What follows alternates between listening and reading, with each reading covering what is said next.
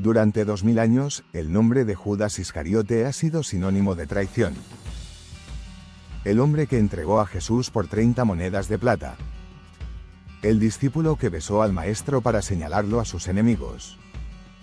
El símbolo eterno del engaño, del pecado, del arrepentimiento y del castigo. Pero ¿y si todo eso fuera una interpretación equivocada? ¿Y si Judas no fue un traidor, sino una pieza necesaria en un plan que la humanidad ha malinterpretado durante siglos? ¿Y si su historia no fuera la de un enemigo, sino la de un ser humano atrapado en la red de un destino que ni siquiera él comprendía? Estas preguntas fueron impensables durante siglos. Hasta que un filósofo del siglo XVII se atrevió a mirar los textos sagrados con otros ojos. Su nombre era Baruch Spinoza. Y lo que él reveló sobre Judas, sobre Jesús y sobre la naturaleza de la traición, lo cambia todo.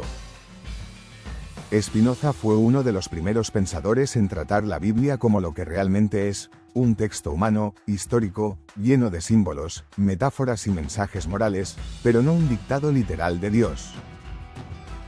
En su obra Tratado Teológico Político, escribió que los profetas, los apóstoles y los autores bíblicos hablaron en el lenguaje de su tiempo, y que sus historias no deben ser entendidas como hechos absolutos, sino como enseñanzas sobre la condición humana.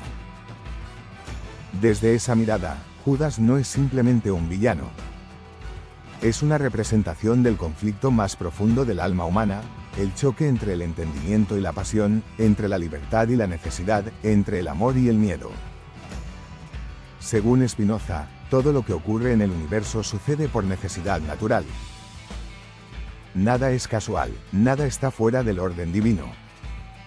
Incluso lo que llamamos pecado o traición forma parte de la perfección infinita de la naturaleza que él identificaba con Dios.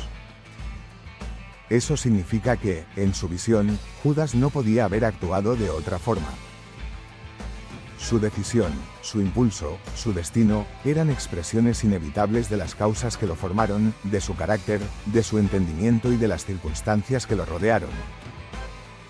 Spinoza no veía el mal como algo opuesto a Dios, sino como una forma limitada de comprensión. El mal no existe en la naturaleza, solo existe en nuestra mente, cuando no entendemos por qué las cosas suceden como suceden.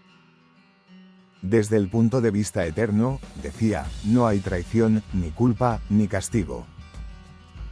Solo causas y efectos. Y cada causa tiene su lugar en el todo. Si miramos el Evangelio desde esa perspectiva, Judas no traiciona, cumple una función. Sin él, la historia de Jesús no habría llegado a su desenlace. Sin su acto, no habría crucifixión, ni sacrificio, ni redención. Judas es, en cierto sentido, el instrumento de la revelación. Pero Spinoza iría aún más lejos. Él diría que el verdadero error está en juzgar moralmente los actos humanos sin comprender sus causas. Porque nadie elige libremente el mal, simplemente actúa movido por sus pasiones, por su deseo, por su ignorancia o por su entendimiento. Y cada persona actúa según el grado de libertad que su razón le permite. Así, Judas no sería un monstruo, sino un hombre dominado por una pasión, quizá la frustración, la duda, la desilusión, que lo llevó a hacer lo que su mente, en ese momento, comprendía como inevitable. Jesús, en cambio, habría representado lo opuesto, la plena comprensión del orden divino. La aceptación total de la necesidad natural. Por eso, lejos de odiar a Judas, lo comprende. Por eso lo llama amigo, incluso en el momento de su entrega. Desde la mirada de Spinoza, esa escena, el beso de Judas, no es un acto de traición, sino un símbolo del amor que persiste incluso en la contradicción. Un gesto en el que se revela la paradoja humana, que incluso cuando creemos actuar contra el bien, seguimos siendo parte del mismo orden que lo sostiene. Spinoza creía que Dios no actúa con voluntad, ni juzga, ni se ofende. Dios no ama ni castiga, es la totalidad de las causas y los efectos. Así que hablar de traición o de pecado desde la perspectiva de Dios carece de sentido. Solo los hombres, atrapados en su ignorancia, etiquetan los hechos como buenos o malos. La naturaleza simplemente los produce. Desde esta visión, la historia de Judas deja de ser una lección moralista y se convierte en una lección filosófica, una advertencia sobre lo poco que comprendemos nuestras propias acciones. Una invitación a mirar más allá del bien y del mal, y ver el universo como una red perfecta de causas inevitables. Spinoza escribió que, toda cosa, en cuanto existe, expresa de cierta manera la esencia de Dios. Eso incluye a Judas. Incluye su acto, su culpa, su destino.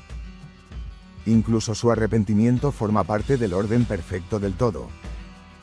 Por eso, en última instancia, no hay traición, solo expresiones diferentes de la necesidad divina. El hombre que entrega y el hombre que es entregado son, en realidad, manifestaciones distintas de la misma sustancia infinita. Y aquí está lo más revelador. Para Spinoza, Jesús no murió por Judas, ni a pesar de Judas, sino con Judas.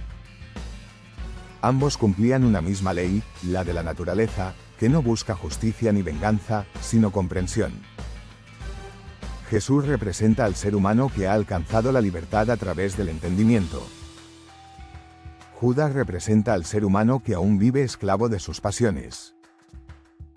Y la historia de ambos no es la de un traidor y una víctima, sino la de la humanidad entera, dividida entre el amor que entiende y el amor que teme. Spinoza no quería destruir la figura de Judas, sino redimirla. Porque al comprender sus actos desde la razón, desaparece el odio. Y donde desaparece el odio, aparece el conocimiento. Judas, entonces, se convierte en el símbolo del alma humana atrapada en su propia confusión. Y Jesús, en el símbolo del alma liberada que comprende que incluso esa confusión es necesaria. El beso de Judas deja de ser un acto de traición y se convierte en un gesto de revelación, el momento en que la divinidad abraza la imperfección humana. El punto donde la luz y la sombra se tocan y se reconocen como parte del mismo todo. Para Spinoza, eso es Dios, la unidad de los contrarios, el tejido que sostiene tanto la comprensión como la ignorancia, tanto el amor como el error. Y eso cambia todo. Porque si incluso Judas forma parte del orden divino, entonces nadie está fuera de él. Nadie está perdido. No hay condenados, solo seres en diferentes grados de comprensión.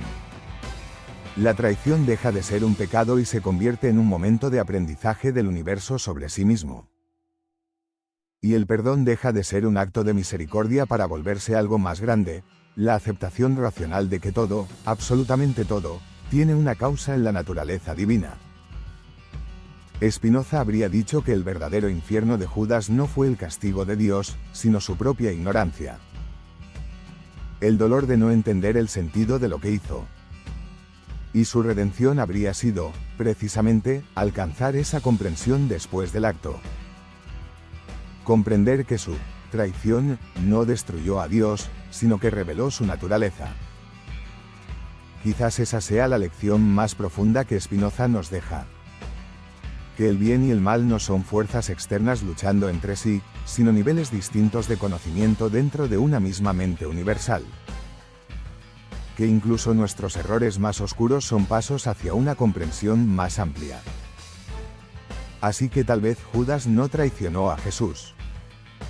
Tal vez fue el primero en mostrar, con su error, la verdad más dolorosa y más hermosa de todas, que nadie escapa del orden divino. Que incluso la traición es parte de la perfección. Y que el amor que Jesús predicó no excluye ni siquiera a quien lo entrega, porque ese amor no juzga, sino que comprende. Al final, como habría dicho Spinoza, el universo no conoce enemigos. Solo expresiones distintas de sí mismo. Y cuando comprendemos eso, cuando entendemos que incluso Judas estaba dentro del plan infinito de la naturaleza, entonces dejamos de condenar, y empezamos a entender. Y en ese instante, la traición se transforma en revelación.